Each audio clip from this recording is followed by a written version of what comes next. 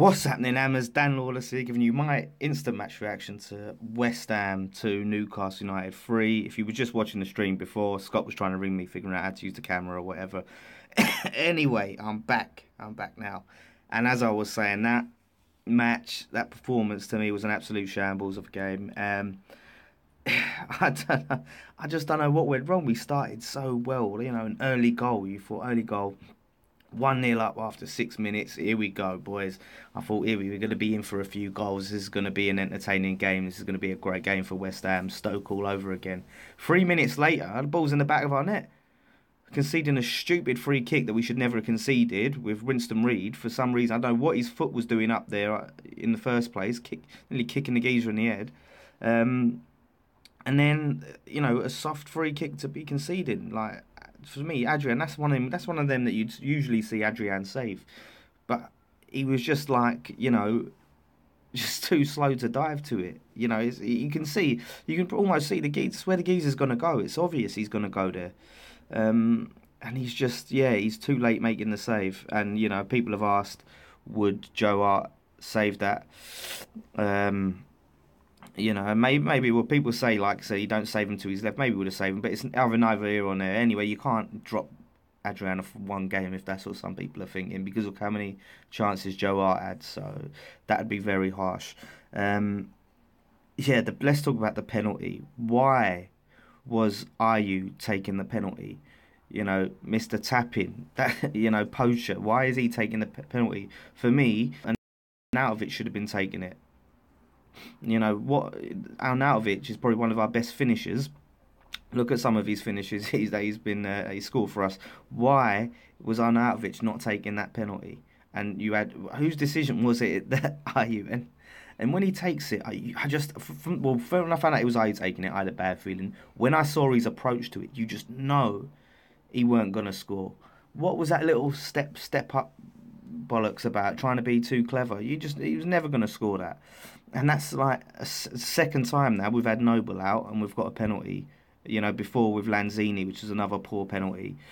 With Noble, you can see when he goes up to take a penalty, he knows exactly where he's sticking it. Full confidence, no hesitation, bang. And you need someone like that.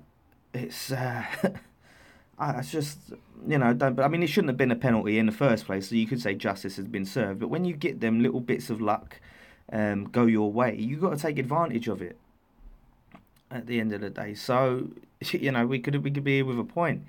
And, the third goal, to me, as I was saying before, Masuaku, he's sort of jogging back, like the ball's in open space. And if he's sprinting, he's getting that ball. And he's jogging, and Zaba has to run from behind him, get the ball, and then goes to clear it out. And sort of in a panic, and it goes, smacks Masuaku and goes to one of their players. And everything, it's in the back of our net. It's, Obiang for me, I thought was really poor. Like I said, he's gone back to pre-Moyes Obiang, not being able to string a pass together at all. We saw he was like that against Arsenal in the Cup. And Kiarte as well, it was basically non-existent today. That was a big problem. We missed Lanzini massively. His decisive passing, his decision making, his creativity. We really missed that. And I think we missed Noble as well. So, but to me, what was the point in throwing the towel in the Carabao Cup or League Cup or whatever the hell it's called, if we was going to come and play like this against Newcastle? We pretty much gave up on the cup. And it was the idea of focusing on the league. That seemed to be the attitude. So you thought, you know what? I wanted to go forward in that cup, but you thought, if we can get a win on Saturday, then that's at least something. But now we've lost and we're out of the bloody cup. So I don't know. It's for me, I thought, Ayew's goal, that's exactly where you want him. Where you going out for a bit? I think the lads, like I said, unfortunately, I'm gutted I couldn't be there. But I'm away for Christmas. But a lot of the lads are probably going to the Langthorne for a beer if you guys want to bump into them all afterwards when they're doing fan cams now. But yeah, I mean, it was Ayew's goal exactly where you want him to be. Carroll, actually gets a header on and gets saved, and he's there for the deflection, and that's what you want. But yeah, Carroll, when he come on, he had a bit of a mixed game for me. It's some of the places where he chooses to put himself when for the ball to come in, like right out on the edges of the box, way too far for him to get. Like you can see when we scored that goal, where was he? He was right on top of the goal, near enough, right there to test the keeper, and we was able to tap it in. When he's out wide there, they're called that everyone's gonna go and find the ball for Carroll. Now, even if he's in a dumb position. So I don't know. Sako didn't get on the pitch at all. I mean, this is Moyes come out and said all of this stuff with all this talk about fallout with Sako is all nonsense. He dropped him for footballing reasons. He didn't start him for footballing reasons against what's their faces, Arsenal. So you thought, all right, it's all good. He's going to get his chance, and he didn't even come on. I mean, in the second half, and for me, when's he going to get his time to start? He got his goal against Stoke. If there is a real reason why you're not starting Sako, then let us know. But for God's sake, to play, without a striker, without an out-and-out striker, we're starting with one. It's when we've got three on the bench. It's a bit odd, and I'd like to think it's just a case of if Lanzini comes back in, it can all be fixed, and we've got Lanzini back, and we go back to how we looked against Stoke. But where's that defensive organisation, that solidness? Is it really down to just a couple of changes? I don't know. But yeah, and Antonio, I don't know what's going on with Antonio in terms of his fitness and his head or what, but. We don't get enough of this sort of crucial information in the club to know exactly what's going on with our players. To know that is Antonio carrying a bit of an injury or what? Is he just because why is his fitness the way it is? He should be fit now. He should be fully fit. He should be able to play 90 minutes unless there's something wrong with him. Yeah, I mean, yeah, Dejit Moon, Lee, you're right there. With Carroll, he's doing my head in. Sell Carroll and Sako, and get Smolov. Yeah, maybe. I mean, with Sako, if they're not going to play him, they might as well sell him. But we need to replace him at the end of the day. That's really wound me up. That result. I'm really, really pissed off about that because we're 1-0 up, and just to let that go so quickly. It's shit, and we don't. The problem is with us, we don't create enough chances. We really don't. We get the ball up there pretty well, but we don't seem to create enough chances. Masuaku is great going forward, but we don't. Like I said, we don't get a situation where we're having many shots on target. I don't know what our shots on target was in that game, but it didn't seem like we had many, and that's the problem. It's just shit balls in the box all the time. These floaty balls that are headed out, and these long throws, unbelievable.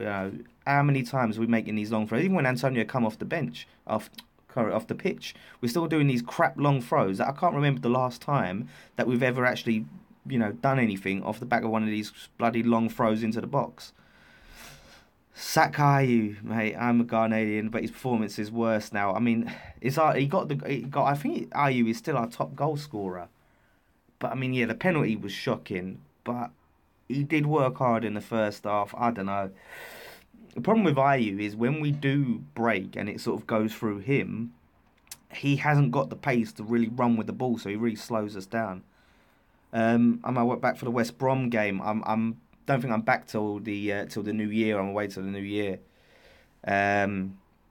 So I don't know, but we've got Bournemouth next. We better switch it back. We've got Lanzini back for Bournemouth. I don't know how long Noble's out, but I really would like to see Noble back. So, but yeah, like I said, that Ayew he got the goal. That's the goals he scores. You don't have him for penalties. And I'd like to know whose decision was, if it was Moyes or he just took it on himself and he was confident.